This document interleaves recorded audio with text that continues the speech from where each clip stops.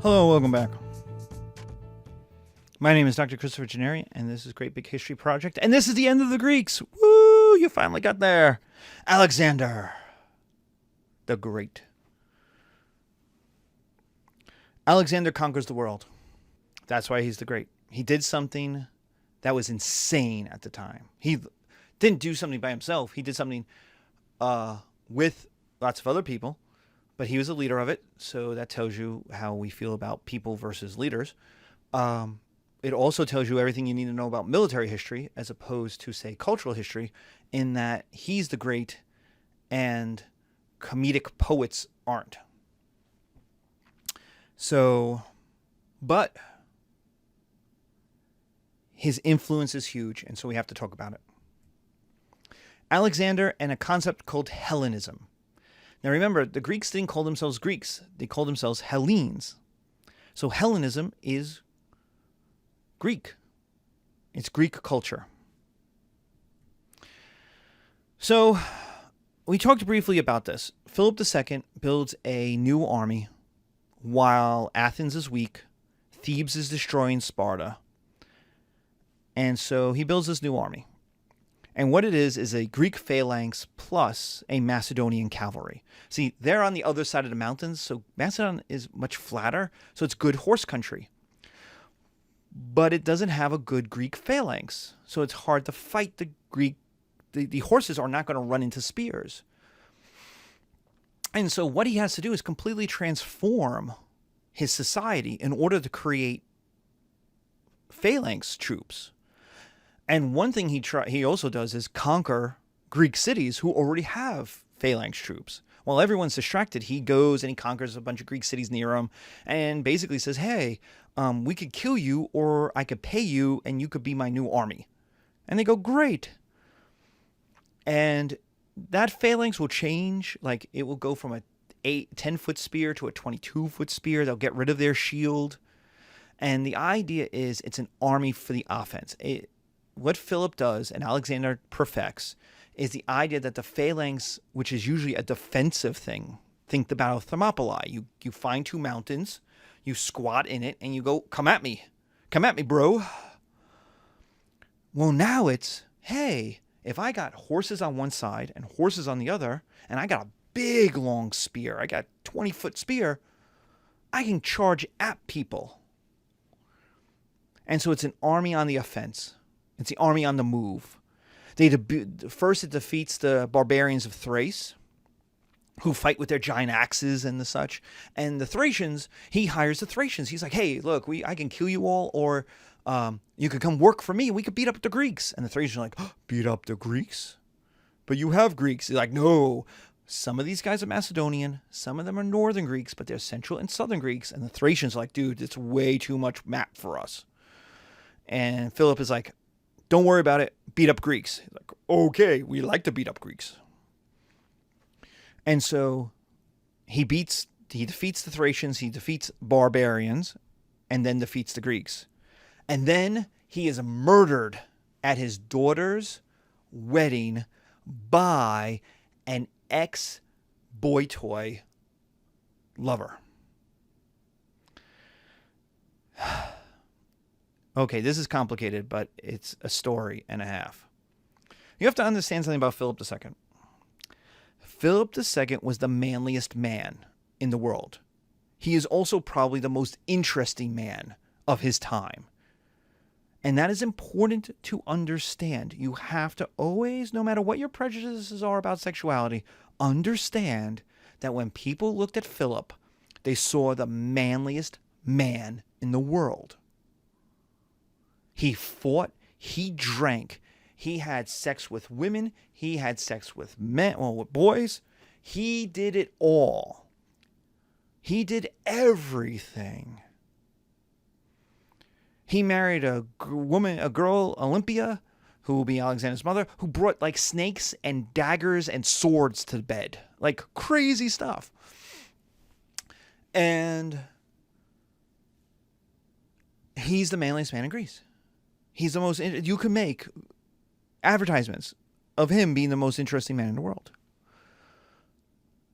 And so he had a boy toy. He had several boy toys, but he had a boy toy. And if you've ever watched something like Pretty Woman, you know, being the boy toy. Now, he had wives on the side too. He had wives and like all this, but he had a boy toy. And that boy toy had his black card. And he could go to Rodeo Drive and get into the Versace place and be like, hey, I'm Philip's boy toy. It's cool. And they'd be like, of course you could come. You get whatever you want. You're Philip's boy toy. It's fine. You know, Philip was definitely man enough to have boy toys, girlfriends, and wives all at the same time. And that's good if you're one of them. Like, you get lots of privileges if you're one of them. And that's true today. If you date someone famous, like Pretty Woman, Julia Roberts is a prostitute. Nobody cares. She dates Richard Gere, who's rich and famous, and boom, all of a sudden there's an entire montage about how everyone treats her well on Rodeo Drive. Well, what happens is the boy toy got a little old. And Philip, not one to be patient with anything, kicks him out and finds another boy toy. And of course, boy toy number one gets upset because now he goes and his black card has been canceled. He goes to Rodeo Drive and they're like, no, you're just ill. We don't need you. Come, get away. Get away from our store. And so he's upset he's been replaced. He's been thrown out by a younger, prettier version of him. Many a woman has complained about the exact same thing. The boy toy is blonder, thinner, younger. And so he goes to Philip and complains. How could you replace me? What are you doing to me? How could you do this to me? And that was his first mistake. Because Philip is Philip. And he's not going to explain himself to anybody, much less a little boy toy. Shh. He's got generals he's got to explain stuff to. He's got the Greeks he's got to fight. He's got barbarians up north. No boy toy go explaining me to. No.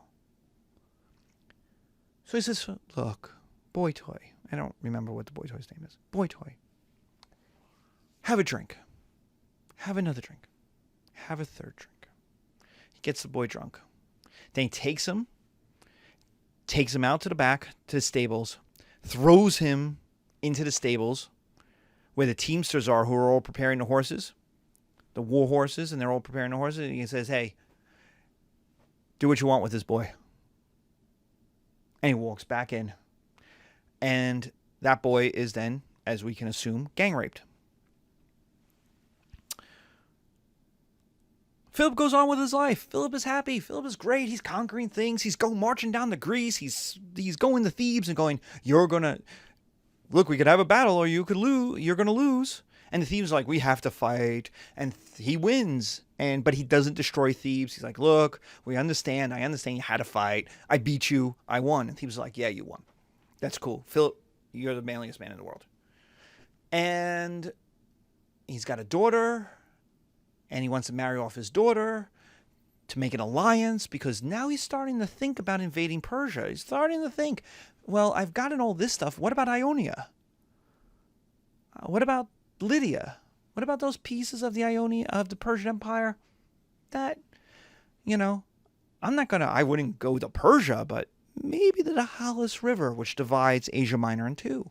Basically, it's the limit of Croesus's empire of Lydia. I could take that. I'd have that. These guys would work for me. The Greeks would work for me. And he starts thinking about it. So he's looking to make an alliance. So he's looking to marry off his daughter. He finds a guy, marries her off. Everything's great. Going to have a party. They have the party. The boy toy is there. Now, there's a lot of discussion about what happened in between the gang rape and this moment and the wedding. But probably what happened is this guy complained to somebody. And that somebody talked to somebody who talked to the Persian diplomats. And they met with him and they said, hey, you don't like Philip? No, I don't like Philip. We don't like Philip either. Sounds like we have something in common. Do you know that this wedding is coming up? Yeah, it sucks. Well, you didn't get this from me, but here's a dagger. It's real sharp, easy to hide, nice and long. How about you stab him in his one good eye? Yeah, I'll stab him in that one good eye. He sucks. Good. That'll be great. And we understand how angry you are. You have a right to be angry. You were badly treated. Here's 100 gold coins. Here's 500 gold coins. Whatever. We're the Persians. We have endless money. Here's 1,000,000 gold coins. Well, it's not going to be 1,000,000, but it's a lot of money. It's money. Here. Take some gold. It all has Greek heads on it. It's all Greek Athenian gold. It's not Persian gold, but we got it. Don't worry about it. It can't be traced to us. And here's half, and you'll get the other half after you kill him. And the guy's like, fine, that's great. I'm going to go do that. And so the wedding happens. And there's a big party afterwards, and everyone's drinking. And the boy toy is there because he's the boy. He was the ex-boy toy, and he knows people, and they get him in, and he walks through, and he walks up to Philip, and Philip's like, what the hell are you doing here? And the guy takes out the dagger and stabs him right through Philip's one good eye. See, he had lost an eye in battle, I think against the Thracians. Like, the spears smashed up in his face, and a giant piece of a giant splinter from the smashing spears went into his eye. And so he wore this eye patch, which made him all the more manlier. And he stabs him right through the one good eye. Like, that's what you get for doing that to me. So rule 1, don't let your exes, when you break up with your exes, don't have them gang raped, because they will murder you right before you do the greatest thing you will ever do in your life. Second, don't have anybody be gang raped. Don't plot with traitors. Don't plot with foreign countries, and just don't let anybody be gang raped. If you're king, if you're governor, if you're mayor, just be nice to people. Cyrus never had to worry about this. So Philip is stabbed right through his one good eye. He dies. It takes him like a day or two, but he dies. The boy toy is killed as he tries to run away. He gets caught. They stab him. He's dead. The Persian's like, dude, this is crazy. These weddings are insane. So, what are you guys doing next summer? Totally not invading us, right? And why wouldn't they be invading them? Because there's Alexander. Now, I know you know what Alexander becomes, but Alexander's 18. He's a boy. And Philip likes Alexander and doesn't like Alexander at all the same time, because Alexander is not really as manly, which is surprising, as Philip is. Or he's not as manly in the same ways Philip is. Now, he's not quite Frederick II. He's not quite the bookish, stays inside, plays with his toys, but he's seen as a mama's boy. He loves his mama more than his daddy, who's off having sex with lots of women and doing all kinds of crazy stuff and being like the manliest man in Greece. And Alexander is like a mama's boy because he's looking at his mom being like, Dad is treating you like badly. And she's like, yeah, I know. And then the mom starts going, Alexander, he's not your dad. What do you mean he's not your dad? You mean you're a slut? No. Because he's not your dad, because the day you were conceived, Zeus came to my bed as a snake. And we had sex. And he's your dad. Philip isn't your dad. Zeus is your dad. So you're half God. And Alexander's like, ooh, I like that. That's pretty cool. I'm a half god. And this story starts getting told. But the problem is Alexander's 18 years old. And even though 18 is older then than it is now, it's still 18. It's still not a man. It's not 25. And so he's still a boy. And so the Greek world goes, Philip's dead. Thebes immediately revolts. Everybody goes, oh, there's a boy on the throne. Who cares? Even Alexander's uncles are like, so I'm 35. Hey, I'm 42. I think that's the perfect age to be king. Well, what do we do with our nephew? I don't know. If he falls off a mountain, if he falls off his horse, if he gets killed in a fire in his middle of the night. Crazy stuff happens. It's the ancient world. And so immediately the Thebans revolt, the Greek world revolt, and Alexander is running. He has to murder at least one uncle, if not two uncles. He's got to get rid of, his sister has just married into a family. He's got to get rid of them because they're like, whoa, this new boy, I don't know about this new boy. I like the old guy. He's got to murder people who might go against him. He gets his army together and he's like, I'll pay you a lot of money. Even though he has no money, Macedon is still poor. He's like, I'll pay you a lot of money if you help me. And they're like, yeah, sure. And so he marches down to Thebes, smashes Thebes, destroys the city, obliterates the city, and goes, anybody else want a piece of me? And the rest of the Greeks are like, whoa, that's crazy, dude. We cool. Remember, he murders the sacred band. He has to kill the sacred band of Thebes, the phalanx of 300 homosexual partners.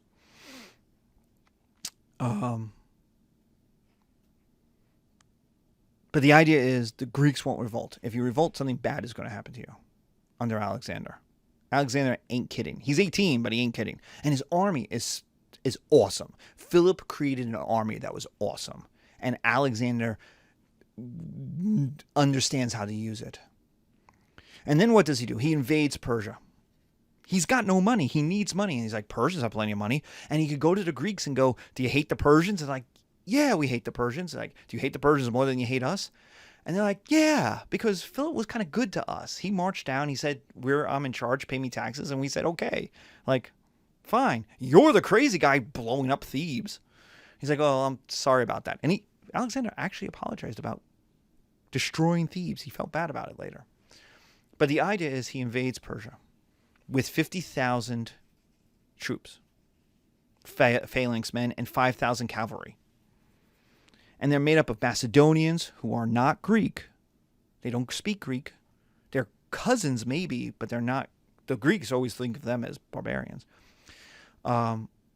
50,000 plus 5,000 cavalry of Macedonians, Greeks, and Thracians. That's insane. The royal army of Persia is 5 times the size of that.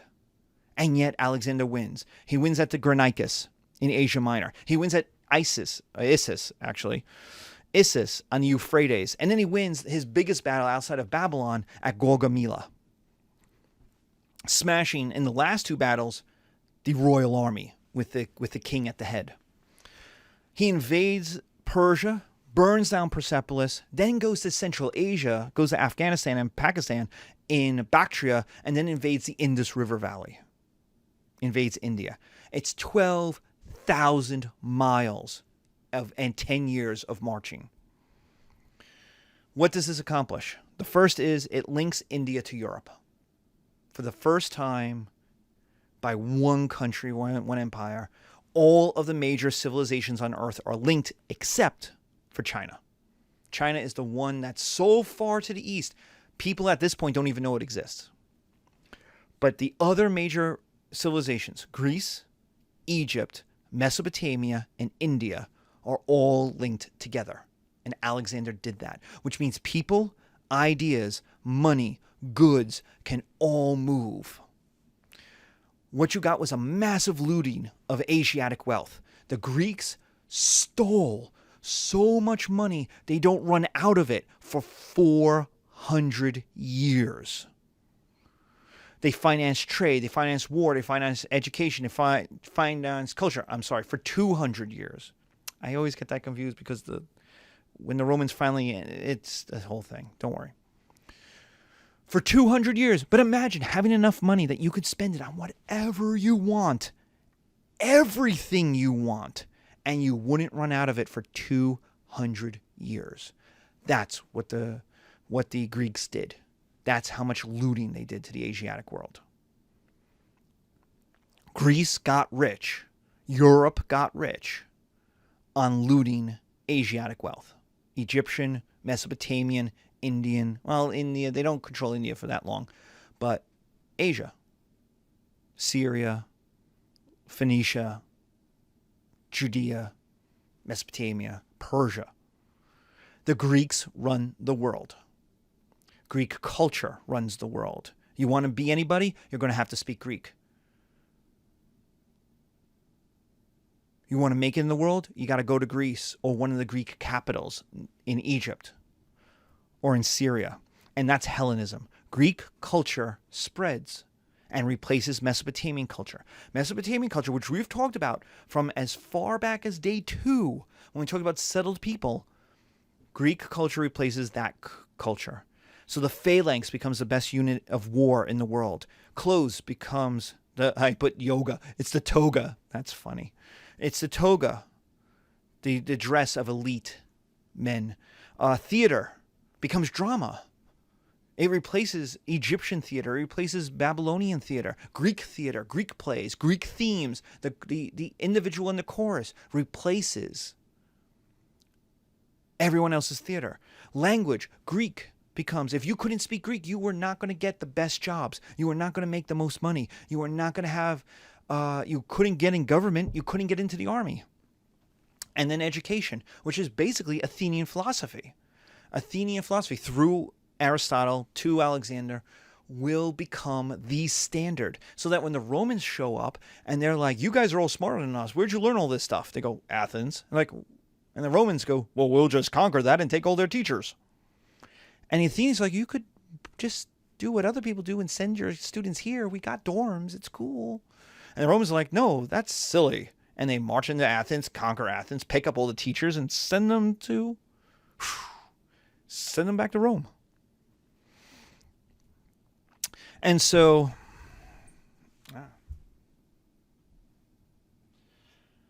what you get is a massive transformation of culture. You get a massive transformation of culture. You get the sunset of the Mesopotamian world, Egyptian world, and you get the replacement by a Greek world. And later it will be absorbed into a Roman world, but it will stay mostly Greek. And it will survive. That Greek world that will become Christian later on will survive until the Middle Ages, when Islam finally kind of takes over culturally of the Middle East. And today, the Middle East is an Arabic-speaking place with Arabic culture and Arabic languages and an Arabic God. Except for Persia, where it's Persian of all that stuff and the Arabic God, because Allah is the God of the Arabs. He's the God of the Jews, the Christians, and the Muslims, but the Arabs are the chosen people. It's complicated. We'll get there at the end of the course. So, but the idea is they give up their own gods. And that's what happens in the next few thousand years. All right, so we have a world where the Greeks are rich, the Greeks are powerful, the Greeks are awesome. Alexander has conquered the world. Oh, Alexander finishes it in India. And he goes, hey, let's go conquer the rest of the world. And his Greeks say, no, we are so far away, we want to go home. Let us go home. And he says, fine, that's a great idea. They go back to Babylon on their way back to Greece.